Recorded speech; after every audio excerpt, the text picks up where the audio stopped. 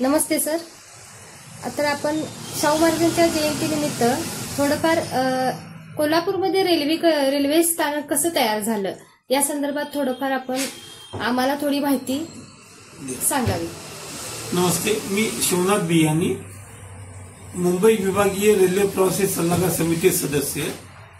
मी आपणास सांगू इच्छितो, कोल्हापूरच्या रेल्वेचा इतिहास खूप रंजक आहे.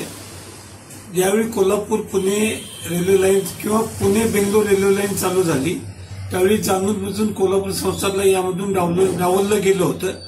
त्यामुळे शाहू महाराजांनी वयाच्या 14व्या वर्षी कोल्हापूर ते मिरज हा साधारण 48 किलोमीटर मार्ग स्वतःच्या खर्चातून मुद्दामून सांगलीच्या पटवर्धन संस्थानाला त्रास शह देण्यासाठी म्हणून स्वतःच्या खर्चाने हा मार्ग 1887ला याचं काम चालू केलं व पहिली रेल्वे साधारणतः 15 मार्च 1891ला कोल्हापूर ते मिरज मार्गावर धावली गेली.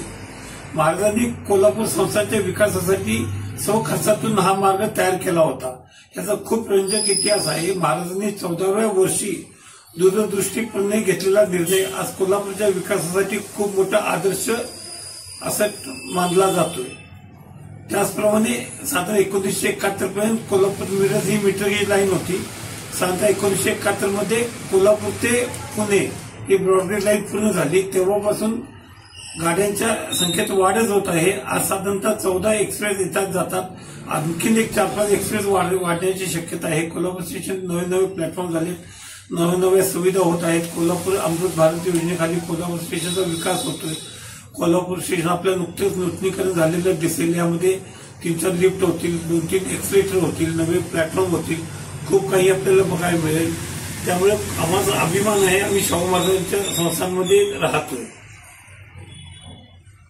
देशामध्ये आमच्या मागणी केलेली आहे. त्यामध्ये कोल्हापूर मुंबई वंदे भारत आहे, कोल्हापूर मुंबई सह्याद्री एक्सप्रेस द्यायची आहे, कोल्हापूर कटिहार किंवा कोल्हापूर कलकत्ता ही गाडी कंटिन्यू करायची आहे, कोल्हापूर जयपूर असेल, कोल्हापूर वैष्णोदेवी असेल, असं खूप काही गाड्या आम्ही मागतोय.